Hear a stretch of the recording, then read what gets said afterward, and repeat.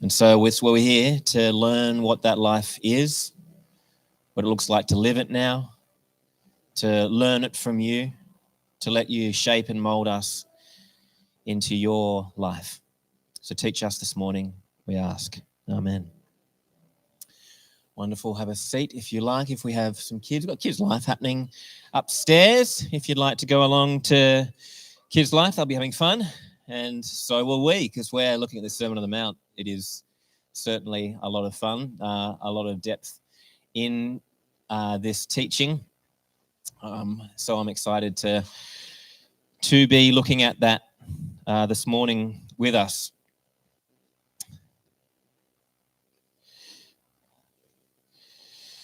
The Sermon on the Mount is really that echoes back to God's giving of the law to Moses on Sinai. If you look through the beginning of Matthew's Gospel, this is what the writer is doing. This echo to God giving law to Israel through Moses. But the way that we think about this, I think, is important as we look at the Sermon on the Mount. Because I think what Jesus is doing is more of a reenactment of the giving of that law than the giving of a new law, and giving of new rules for people to follow. Jesus in the Sermon on the Mount, I want to say, and I'm going to say this a few times, Jesus is not giving a new set of rules here. He's speaking to people about God's intent for the law, what God intended when he gave the people the law. His intent was for it to impact the heart and not just some external set of behaviors, some external righteousness, some way to look right in front of others, but not change the actual person. And so Jesus is giving a vision, really, of a community that reflects the heart of God in the world. This is what Jesus is about in this Sermon on the Mount. And it's one that he says he's going to fulfill. He's going to show the way to live this life. This is something I'm going to keep reminding of us because I think it's one we get stuck on when we come to Sermon on the Mount. Maybe particularly in these areas that we looked at last week and today, that we like to make them new rules. So let me remind you, Jesus is not giving new rules here. Today we're continuing, Jesus really continues what he looked at last week in the 7th commandment. He remembers that and he says, this is what it says. He says, "You have heard that it was said, 'You shall not commit adultery.' But I say to you that everyone who looks at a woman with lustful intent has already committed adultery with her in his heart." That's what we looked at last week. And then he continues the same strain of thought. It was also said, "Whoever divorces his wife, let divorce." He's quoting, he's referring to Deuteronomy 24 there.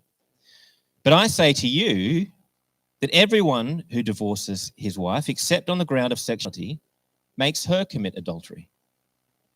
And whoever marries a divorced woman commits adultery."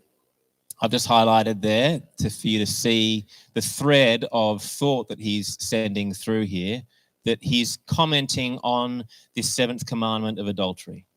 And this idea of strong desire leading to adultery and sexual immorality leading to adultery in these two ideas.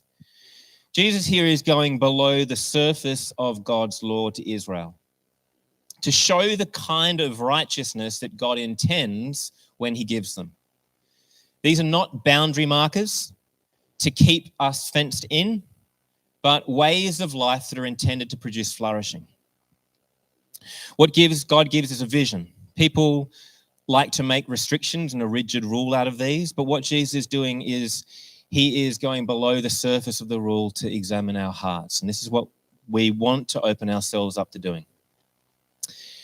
He's going in this text to the heart of something that most people find particularly difficult. Most people find it particularly difficult to navigate strong desire for another person. The word that is translated there, lustful intent, is really just the word strong desire. There's put the angle that is put on it in the translation is that it's lustful. But the word strong desire is the same word that Jesus uses when he's having his last Passover meal with his disciples before he's going to be killed. He says, I strongly desired to have this meal with you. It's the same word that is used. So this is really talking about this strong desire that we have built into us as people. And most of us, I would say, find this a very difficult thing for us to navigate.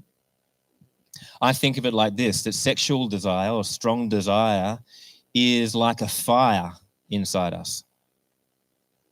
If we think of that, we can ask the question, well, is fire a good thing? And we say, yeah, fire is a good thing. If you had to choose between whether fire is good or bad, you'd say, or I would say at least, yeah, fire is good. What would life be like without fire? Actually, we'd find life very difficult without fire because there are so many good things that fire brings and allows for us. These are some of the ways that we enjoy fire. This clicker's not working for me wonderfully. There we go. Thank you. We use fire to cook. We use fire to warm ourselves. We use fire as a way of building community. We use fire for entertainment. We use fire for celebration. We use fire for light. There are lots of things that we go, fire is a wonderful gift. It's an incredible thing that we have. And we'd actually find life really difficult without it. Can fire also be used unwisely and harmfully? We say, yeah, of course it can. You've probably seen the news about the wildfires that are going across Europe and have been going across Europe, have done devastating damage. I was reading about the ones that were in Italy, and people are saying that it's likely that about 90% of those fires were lit by people intentionally. They've done huge damage by fire being used in harmful ways. The destruction of fires is sometimes obvious, like this though, in wildfires and the damage that it can do. But there's also times that fire can be very destructive, but it's not as obvious. I don't know if you know what this is. It looks like it could be like the aftermath of a bushfire. It's actually a peat fire. It's a fire that burns underground and it just smoulders away.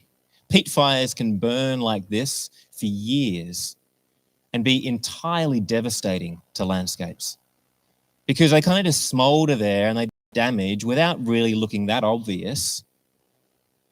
And peat fires can actually be lit in an autumn, freeze over during winter. It could snow, it'd be freezing cold, and then in spring reignite and cause further damage. They're very, very powerful things, but they're seemingly hidden. What I want to say today is that to start, as we before we get really into the passage, misreading of this passage, I want to say, has caused all sorts of damage, maybe particularly for men, but probably for women as well in the church. Why is pornography such a hidden issue for men in the church? I'd say it's probably because there's so much shame connected with the feelings that go with it. And so it remains hidden. As young people growing up in the church, there's kind of this sometimes unspoken, sometimes spoken very explicitly, that I know I'm not meant to have sex before marriage. It's just this idea that is fed to young people in the church, I think. And then these strong desires are awakened in them. And they're like, well, what do I do with these strong desires? Well, I have to control them, don't I? Probably just need to push them down, suppress them. Maybe I can pray them away. And then I notice another girl, and I can't keep my eyes off her. She's beautiful.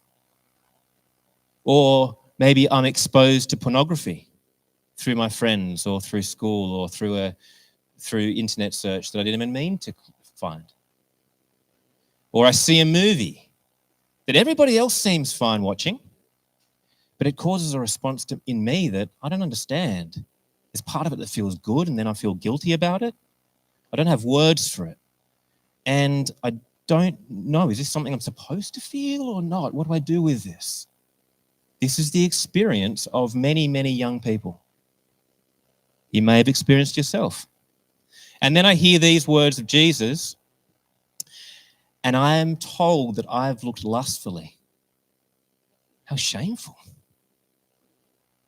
And is Jesus saying I've committed adultery by doing that? Oh my goodness, what do I do now? So now either I go, all right, well, I decide I've already committed adultery. I may as well go all in. It feels good. Or, for the shame of it, I need to hide this away. I need to keep this a secret. I can't tell anybody about what I'm feeling and what's happening inside me. What do you choose? Do you choose the wildfire or do you choose the peat fire? You probably look at our society and you go, well, mainly people would choose the wildfire in our society, I think. I think that fire in our society is a big problem. I think it does cause catastrophic damage. I think even particularly today with the apps that you can get, there's this hookup culture. You've got the apps where you've got access and anonymity. And it is very, very readily accessible. And people who are single may think, well, this is just the culture I'm part of. This is what you do. In the church, I think many guys and girls choose the peat fire. Push it down. Try to control it. Don't talk about it. Pretend it's not there. Hopefully the top will freeze over. But it's still wreaking havoc underneath. It's just not as obvious. You know that there's a third option though, isn't there? It's not just one of these two. To recognize fire as something good. To recognize this desire that is inside of us as something that is God-given, not something that's shameful. And then when you can recognize, you can talk to someone about it. How you feel, what's happening, this thing that feels too big for you, before it gains ground, either as the wildfire or as the peat fire, to help understand how this can be nurtured and how it can be contained. To talk to someone, ideally that's with a parent or with a older leader or even with a friend, to talk to someone. But I think that actually that teaching on passages like this one we're looking at today can limit a young person's ability to do that. When they're simply told that Jesus is saying in the Sermon on the Mount, like if we looked at a few weeks ago, where he says, if you're angry, then, you know, it's the same as murder, they read it as, and you go, it's just Jesus saying, don't be angry. And you're like, oh, okay, I better not. And today in the passage, he's saying if you look lustfully, you've already committed adultery. It's just like him saying, you're looking lustfully? Don't. Just stop. And I just want to say that's a really, really unhelpful thing to say to somebody. Saying those things does not help anyone. Jesus is saying, I think, we need to look at this seriously. And we need to deal with the root cause. But let's be clear, the root cause is not sexual impulse or intense desire. That's not the root cause of these issues. They are good things. They're God-given. They're built into our human makeup. Much like anger is built into our human makeup. When we're wronged, it would be right for us to be angry. Both anger and desire are like fires. They're beautiful gifts that are given for us to help us survive, but they become a problem when they get out of control, either through lack of boundary or by being untended or suppressed. The root issue here is not desire. And I do want to look at the root issue in a moment as we come to the second half of these verses. But first, I do just want to acknowledge that this is a problem. And this is something we want to talk about. And this is why we have this group called Sozo. Because this is something that we want to create a safe space for this stuff to be brought out into the open, with a group of people who you can talk to about this, where it's safe, where you know that you're not going to be judged and condemned, but you're going to be helped, and you can learn how to nurture this in a different way. The solution is don't do it. That gives that temptation, that stuff, space to fester. The solution is to start to talk to someone about it who sees you and sees you in this place and says, thanks for being honest with this difficult emotion. Thanks for bringing it out in the open. This is a normal experience to feel these things for someone who wants to be loved and doesn't know if they're worthy of love. It's a normal thing to experience for someone who wants to be attractive to somebody, but has experiences of rejection and insecurity built into their system from a young age that shapes their view of themselves. It's normal. There's no excuse for the behavior that comes out. We want to deal with that. But this is why Jesus goes to the root and to the heart of the issue rather than the behavior. Here's Jesus' heart. I think he's saying, as you make decisions about your expression of this desire, consider it in view of covenant. To people who are single and not in a covenant relationship, who desire to be, he's saying, consider your expression of desire in view of an intended covenant with someone one day. And he's saying to people who are in a covenant relationship, in married relationships, he's saying, consider your expression of desire in light of that covenant. The core issue is not desire. The core issue is when your imagination turns other people into an object to be possessed. When this desire is pursued without regard for covenant.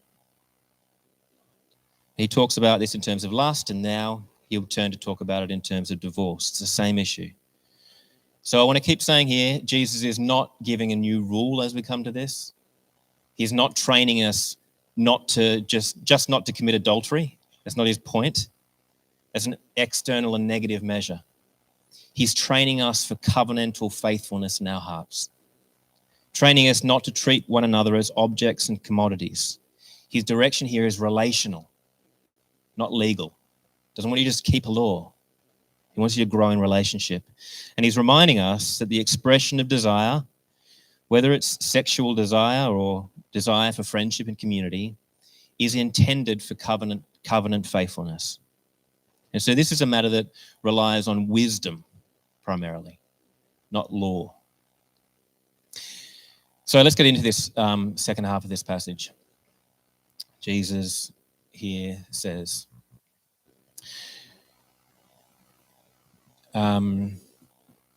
you've heard it said, referring to Deuteronomy 24, whoever divorces his wife, let him give her a certificate of divorce.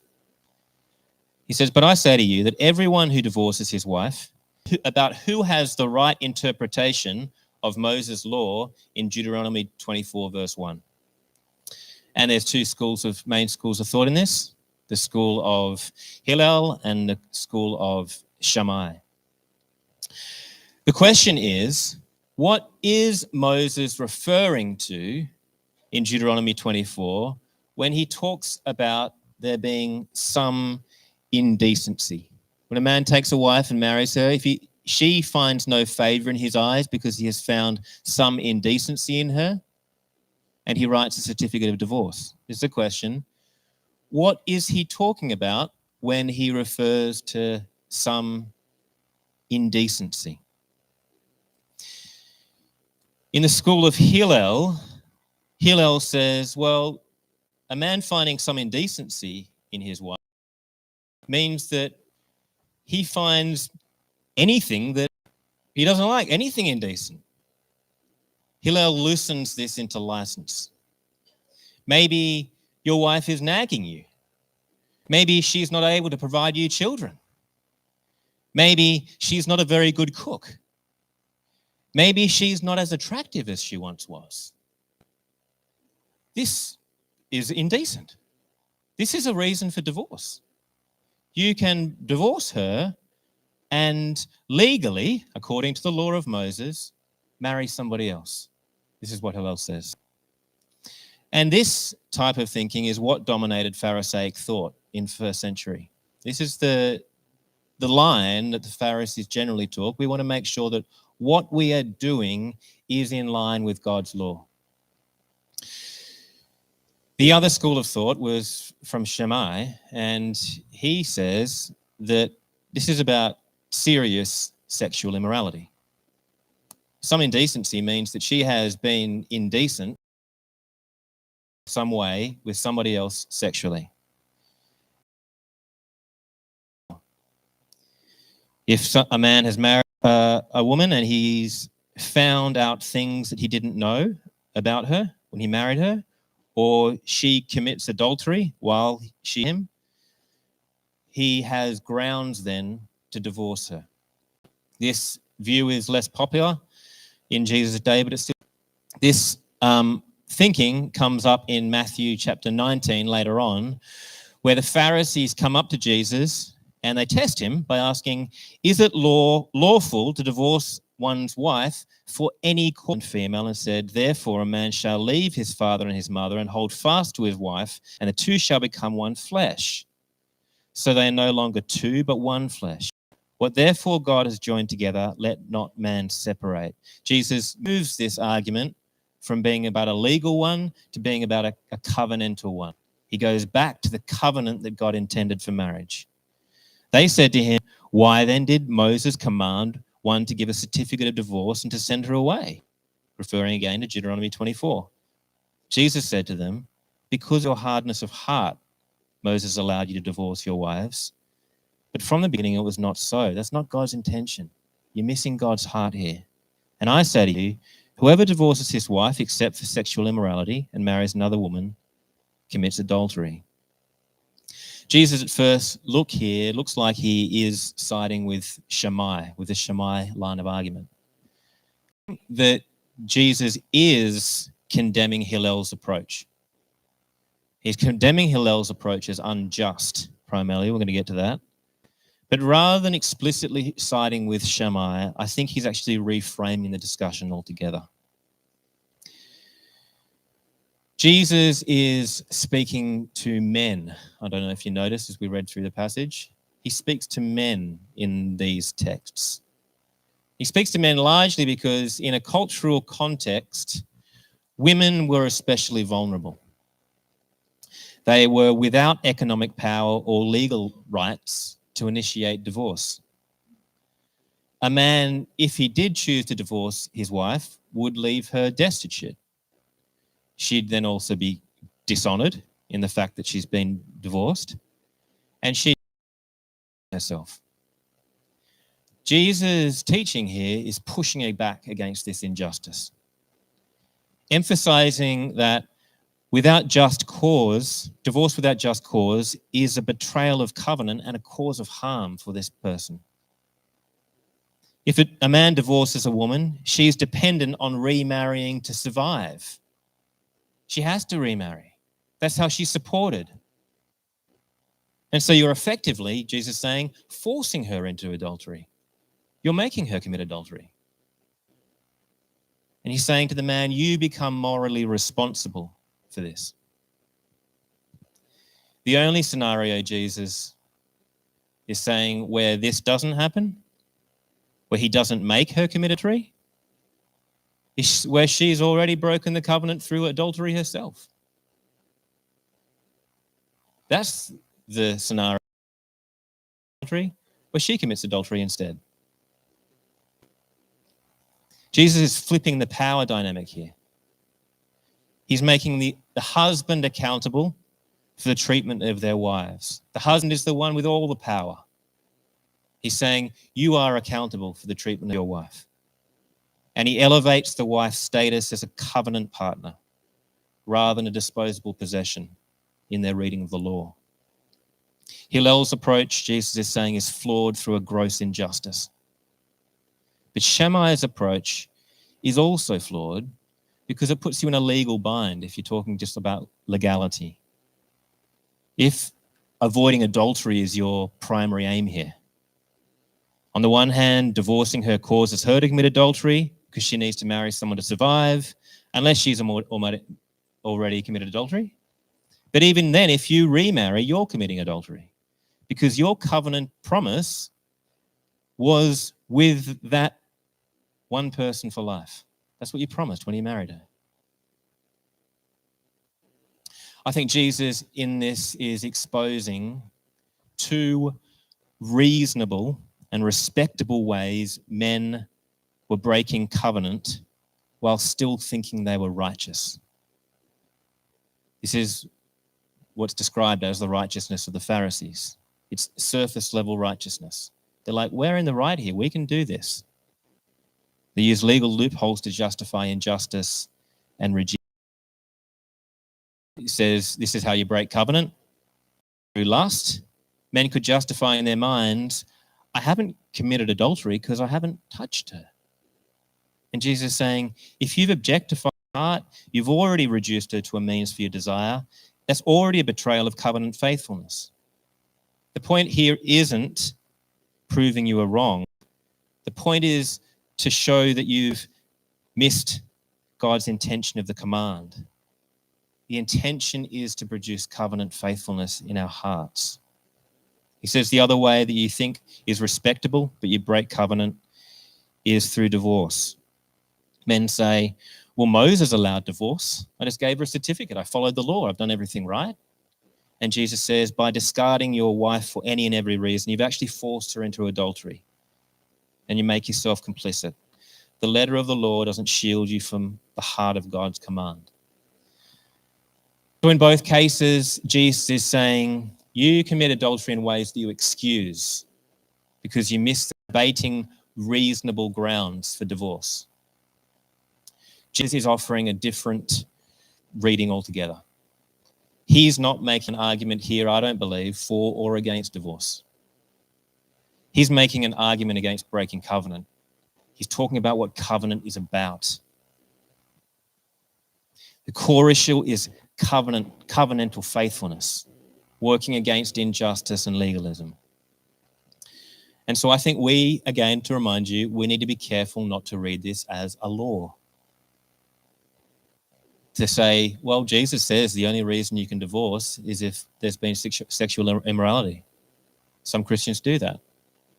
Jesus is not commenting here on the grounds of the divorce, I don't think. Jesus is calling people back to the original intention of marriage as something that is sacred. It's a lifelong covenant. It's a sacred bond meant between people. Faithfulness. The reality, though, in our world and in our own hard-heartedness, in our brokenness, is that there are ways that covenant is broken between people. Through neglect, through abandonment, through abuse, through adultery. These are all covenantal breaking acts. Marriage is meant for life, and yet brokenness happens along the way. Separation may become inevitable between two people. Separation may even be necessary at times. It's always, though, with grief and responsibility and a call toward healing and restoration. When a covenant is broken in any of these ways, serious attention needs to be given to the rupture. And if it can be repaired, a recommitment would need to happen on both sides. It's not always possible. It's not always safe. It's not always a wise thing to do. Divorce is that rupture of the covenant, and it grieves God, and it hurts and grieves all involved as well. Do not read this as a law. Recognize that God is looking to shape our hearts. Many of us struggle in these areas. And this is why Jesus is talking about them. Many of these struggle in these areas as children and as teenagers and as adults. He wants to acknowledge this is hard, but don't keep it hidden. So let me finish just by asking you the question, how's your fire going?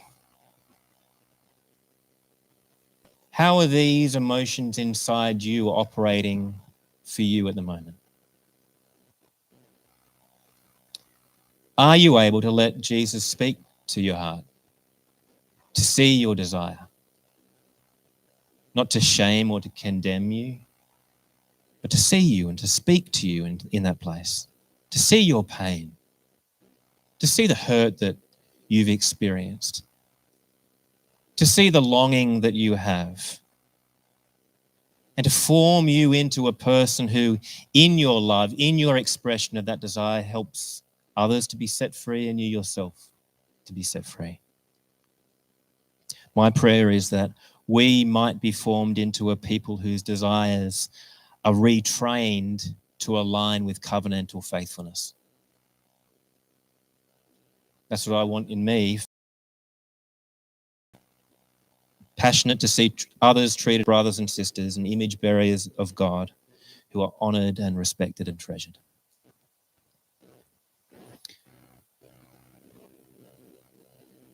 I'd just like to create a bit of space here just for us to sit in this. And you might just like to close your eyes if it's helpful for you, just to be able to still yourself and to acknowledge that this is a difficult area. And there are things that have happened to us, and just talking about this topic makes it painful. Or are things that we have done with those desires that talking about this topic brings up emotions in us. And I just want to create this space to invite you to bring those to God. To know that he doesn't look at you to shame you.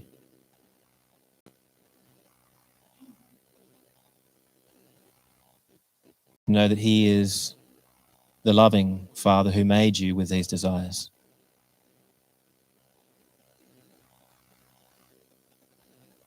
And he knows they can be very, very difficult.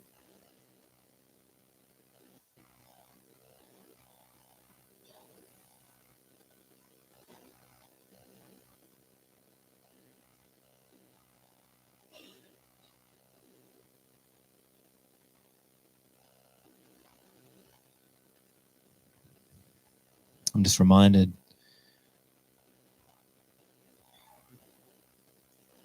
that in the scriptures, it's often the Spirit that is depicted as a fire. That God is described as an all-consuming fire. That the refinement process of our human spirit described as being refined as by fire.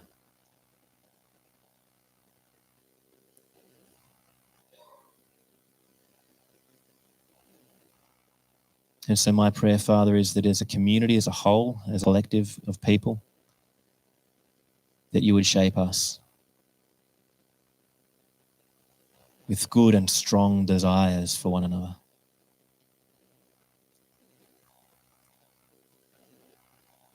and as individuals, where we've tried to snuff out these fires, but they've kept smouldering, or where they've burned out of control and caused damage, where we've neglected them,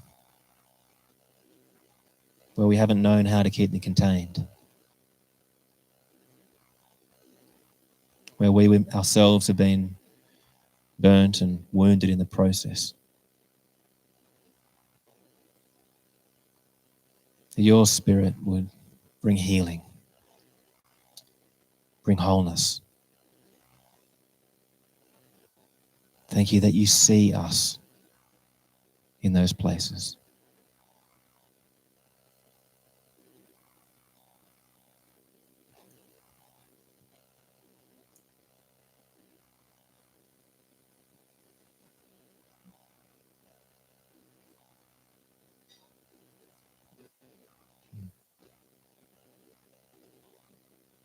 Amen.